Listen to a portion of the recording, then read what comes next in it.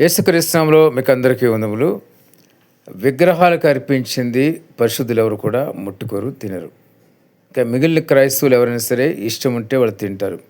ఆ ఇష్టం ఉండి తినేవాళ్ళు ఎటువంటి వ్యాఖ్యలు చేస్తారంటే, ప్రార్థన చేసుకుని తింటే ఏమీ కాదని చెప్తూ ఉంటారు.